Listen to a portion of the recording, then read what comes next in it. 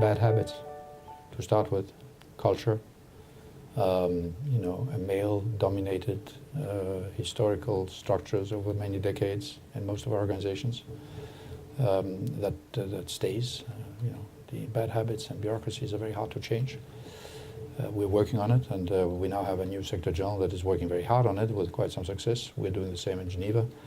But there is very deep roots that need to be cut, and that's what we're in the process of doing.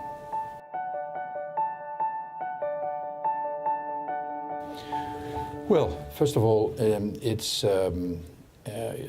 have to be helped, which is what we're doing. Certainly, I did it with the Gender Champions Initiative where we asked both male and female leaders to make commitments that would do exactly what you're just asking about, to change the workplace, to change not just the physical aspects of the procedures that they have where they work, but also the mindset of themselves and of their staff.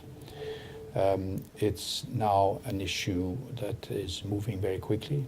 A lot of peer pressure has been brought to bear because more and more of these leaders have become champions.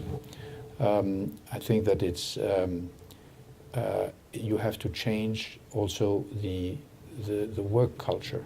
And to do that very often, certainly in the beginning, you have to change the rules of your daily interaction. So, for example, I put in place a gender policy that we didn't have before, and have put in place structures to implement it. So we have focal points all throughout the organization. There is a system of following through on the decisions that have been taken.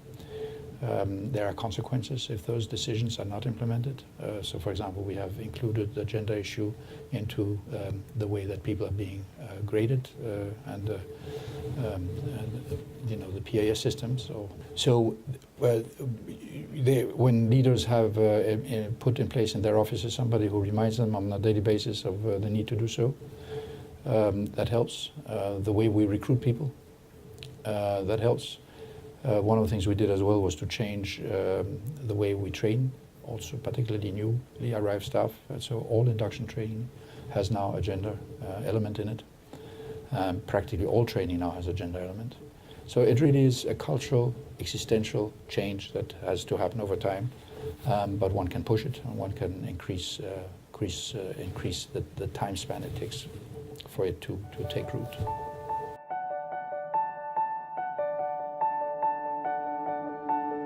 Well, as I said, the Gender Champion Initiative that we started almost 2 years ago in Geneva was very specific. The idea was to do something very practical, measurable, easily to understand, easy to follow, and easy to hold people to account to. So, for example, the first requirement was that everybody had to take a commitment never again to be part of a panel or any discussion where both genders were not present. That has changed the culture, and it has changed the way people look. But what it does in particular is to give, to an extent that is much richer than before, the opportunity to female staff members, but also people from outside, to be heard in policy setting discussions and to be part, to a much greater extent, of the discussion and eventually also the decision-making processes that surround the issues that are being talked about. So that was a very successful part of it, I think, and it's becoming increasingly successful in the sense that now our initiative is being copied elsewhere. Here in New York it was, and in Vienna, in Berlin, and Rome, and Nairobi, and all sorts of duty stations.